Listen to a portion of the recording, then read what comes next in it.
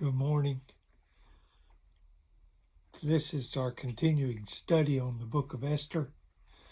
And today we're going to do Esther chapter 5, beginning in verse 1.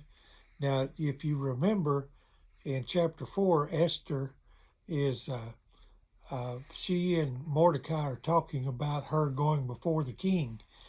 And there's some perils, of course. Mordecai says to Esther, you need to go and appeal and plead for your people before the king, because the king has issued this order to kill all of the Jewish people in all 127 provinces. And you need to go, you're in a position where you can go talk to the king. And she says, nobody approaches the king unless he calls them. And if you approach the king, and if he doesn't stick out the scepter for you to touch, they take you out, kill you immediately. And he says, well, you're in a position that you can go, I can't go. And so you have a lot of power with the king. You're the queen. He loves you. You're beautiful. And of course, she says, you gather all the Jews here in Shushan, and you pray for me for the next 3 days. You all pray and fast for 3 days, and then I will go before the king. And so that's where we pick up in chapter 5. On the 3rd day, Esther put on her royal robes and stood in the inner court of the palace in front of the king's hall. Now the throne that king sat on was in one room. It was a chamber, the king's chamber. There was another room out past that where the courtiers were and people that wanted to see the king for some reason or another. And that's where she stood. And she stood in the inner court of the palace in front of the king's hall. The king was sitting on his royal throne in the hall facing the entrance. She stood so that the king could see her. It says in verse 2, when he saw Queen Esther standing in the court, he was pleased with her and held out to her the gold scepter that was in his hand. So Esther approached and touched the tip of the scepter. Now we find out that while she was standing in the outer court, she wasn't just standing there, doing this, doing that, talking with the people around. She was standing there praying, asking God to help her, that the king would recognize her and let her approach. She did not barge into it like into the king's presence. She was waiting for the king to call her, and she placed herself in the position, and she said to God, help me and help our people. She placed herself into a position in the outer court so that she could be seen while she was standing there and she was praying. Now, when the golden scepter was extended toward her and she touched it,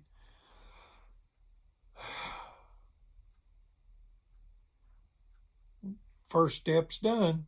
I got in to see the king. Now, the king asked her a question. Oh, my queen, beautiful woman, my lovely wife, what can I do for you? I'll even give you up to half of my kingdom. Let's read that beginning in verse 3. Then the king asked, what is it, Queen Esther? What is your request? Even to up to half the kingdom, it will be given you. Verse 4. If it pleases the king, replied Esther, let the king together with Haman come tomorrow to a banquet, or come today to a banquet I have prepared for him. And so Uh, she didn't ask for money. She didn't ask for an unlimited credit card. She didn't ask for a new house. She didn't ask for new furniture. She says, would you let me prepare a banquet for you and Haman? And of course, don't forget to bring Haman. Now, Mordecai had already told her what Haman had done. He'd already told her how much money Haman had offered the king to kill the Jews. So the king immediately said in verse 5, bring Haman at once. The king said, so that we may do what Esther asked. Now, he probably more likely said to his servants, go find Haman. Tell him that Queen Esther and I want to see him at a banquet. If he refuses to come, drag him on anyway, because I must give Queen Esther what she wants. And so the king and verse 5, continuing with it. So the king and Haman went to the banquet Esther had prepared. As they were drinking wine, the king asked Esther again, what is your petition? It will be given you. What is your request?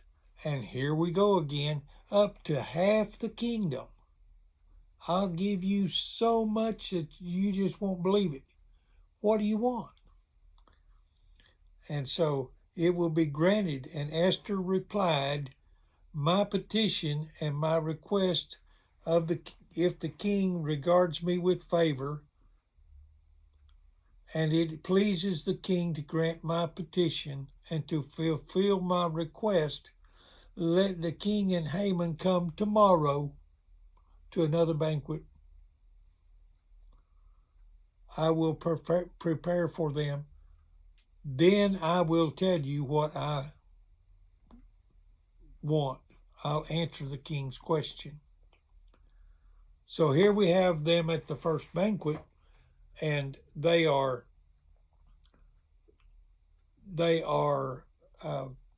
in good spirits. The king is in good spirits. He's got his beautiful queen here with him. He's got his trusted friend Mordecai, who he has promoted right along until Mordecai is pretty much the man of the kingdom. He's second in line with the king. He doesn't say that, but he's really up there high. Now, you must understand that the king is no dummy. He really wants to know what's up with Esther. If she's willing to put herself in this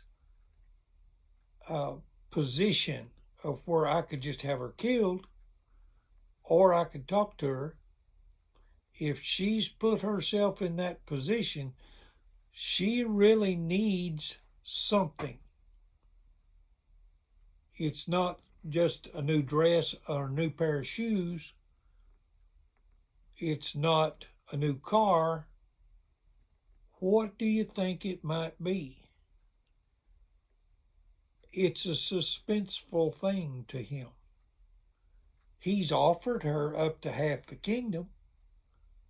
Well, half the kingdom, that let's see, take 127 and divide that in half.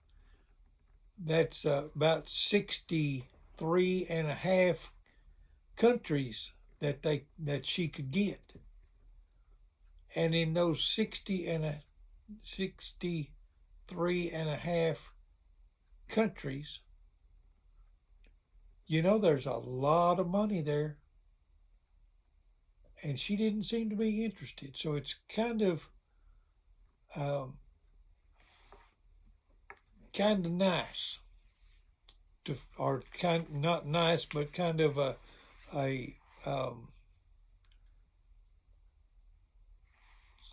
I don't know what you call it, kind of a quest to find out what she wants.